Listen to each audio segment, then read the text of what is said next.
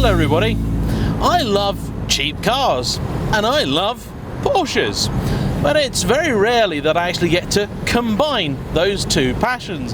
However, today that's exactly what I'm doing, because I'm driving pretty much the cheapest modern Porsche you can get your hands on. A 2.5 litre 1998 986 Boxster.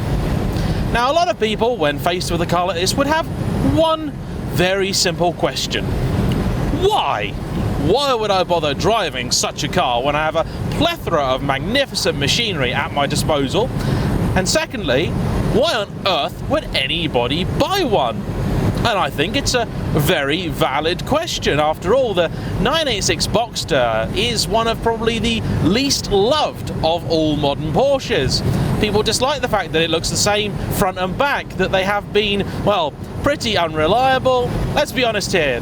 You aren't going to buy one for the power, because it doesn't have any. I really doubt you're going to buy one to impress your friends, because very few of them are going to be impressed with a 2.5 litre Boxster.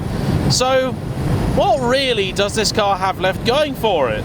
They're very cheap to purchase, but not quite as cheap as, say, a Mazda MX-5, and certainly a lot more expensive to run. They can and will break, and when they do, they're pretty expensive to fix, and all of your other regular service and maintenance items are going to be a lot more money as well. So what appeal could the bright yellow Boxster possibly have? Let's give it the best chance it possibly can, shall we, and find out.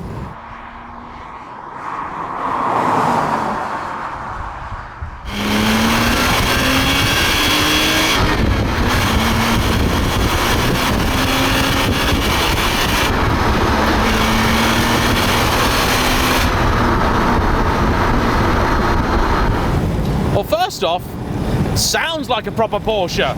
It may have next to no go in it, and it revs to a lowly 6,500 RPM, but it sounds the part. And for some people, that's enough.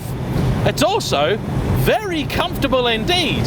I've been using some pretty uneven terrain to do my walk-around shots of these cars, and this has been by far the most comfortable. The suspension is set up pretty softly, and those 17-inch alloys have some pretty chunky tyres on them as well, meaning that this is a very nice car to do miles in. Now, I've got the roof down, as I'm sure you can both see and hear, and it's actually not too bad a place to be in. There's a little plexiglass screen behind me, and I may later put the roof up, but in fairness, it's a basic fabric item, and this early car even has a little horrible plastic screen at the back, so that doesn't actually fix the noise problem all that much. To me, this kind of car is actually built for this kind of road, because, well, just look at it around here. It's absolutely magnificent. And I have to say, this car's rather impressing me in terms of dynamics as well. The steering is delicious, really sharp, not too aggressive. The chassis moves around quite a bit. There's a lot of roll, a lot of lean in it, but it's very old-fashioned in that regard. It means you can really tell what it's doing. You know when you're getting close to its limits, which I haven't got anywhere near yet, but we shall experiment, we shall find out. I mean, it's so well balanced. The Boxster always has been. I mean, you stick the engine in the middle of a car and it will just do things. You know, the 911's a car they've always sort of engineered around the engine placement, whereas the Boxster and Cayman are just inherently right somehow.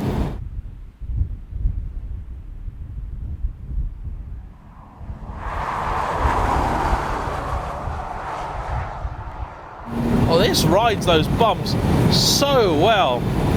Now, this unfortunately has only the basic 5-speed gearbox. The S and some later cars eventually got the 6-speed, but they're actually still using this even in the 987 Cayman that I reviewed the other day. Why Porsche bothered, I do not know, but there are some benefits. This is apparently a stronger and better box. Oh, yes, please. At road legal speeds, the chassis starts to move around under you. You know what it's doing, and it's just sublime.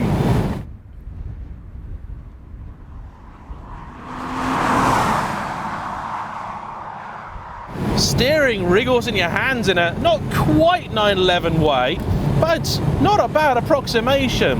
Now the brakes have recently been done on this car, and so they're a little sharper and more sensitive than I'm used to in a Porsche, but still not actually that bad at all. There is little to no torque in this thing, but when you're not trying to overtake, not really a problem, I have to say. The view out is spectacular. You've got a great sight over those bulges at the front, and feels oddly reminiscent of a 996. Shouldn't really be odd at all, should it? Because essentially the whole front end of these Boxsters is a 911. People always complain about that, but the truth is, if you own a 911, I can understand why you'd be upset about that. If you own a Boxster, though, it means you've got a 911 up front for a lot less money, and it's mid-engined, which is nice. Back to that all-important why. Well, in Derek's case, he used to have a Lotus Elise, which he greatly enjoyed, and rightly so. It's one of the best driver's cars there have ever been, but it spent far too much time broken down for his liking. Now, let's be honest here.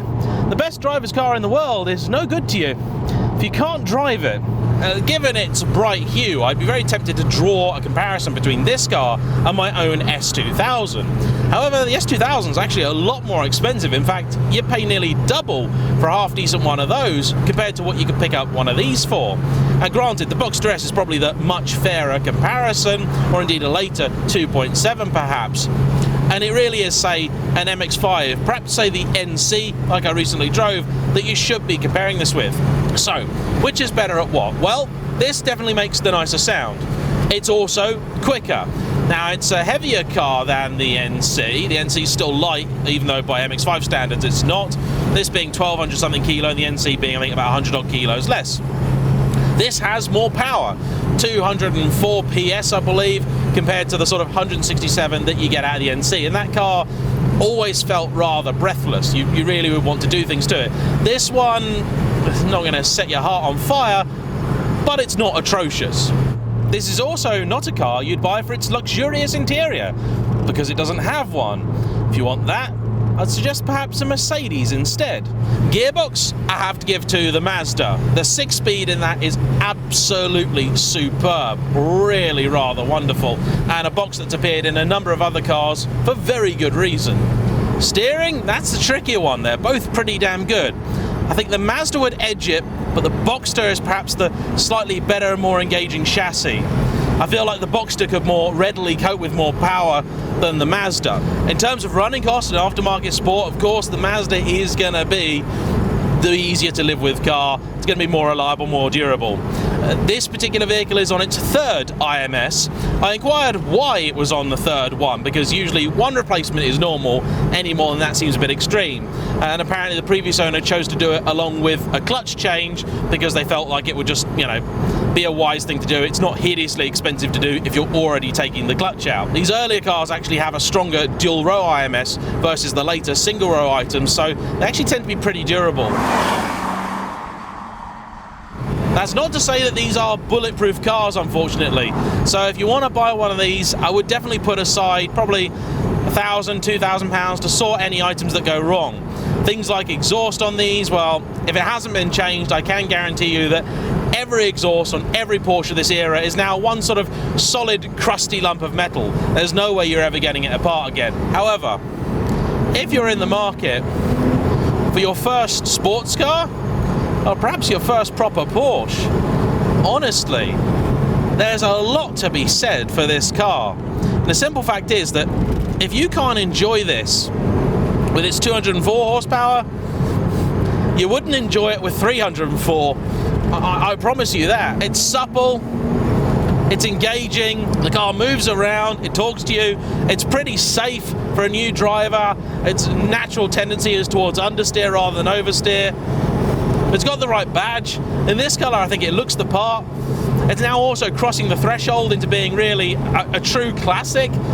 Most people will still turn their nose up at a Boxster, but believe me, honestly, you know the cars I've driven, they're wrong. I'll never mock a Boxster. Never.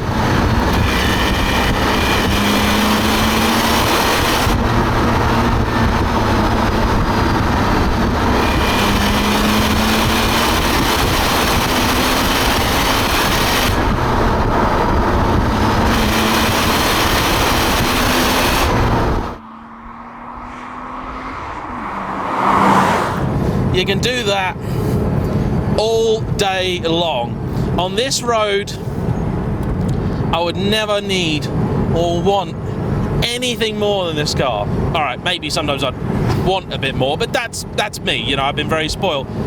But you certainly don't need any more. This car's a lot of fun to drive, and honestly, that's enough for me. I wasn't sure what to expect in this one, actually. I know I've driven a whole bunch of Porsches of this era, but never one of these. And it actually isn't as slow as I thought it might be. You got to work it, and that's a joy. That's a real, genuine delight. So the suspension's actually brilliant. So soft, so supple. Whatever road you want to drive this down, you're going to have no problem. You get issues with some really particularly hardcore sporty cars where they will just start to want to bottom out on a road like this in certain places. This, no such issue. I really rather like it. Good colour too, I have to say. It's a Porsche, all right. Just go in eyes open, you'll have a lot of fun. Thanks for watching. Thanks to Derek for lending me it. Please like, comment below, subscribe if you haven't already, and I'll see you for the next one. Bye-bye.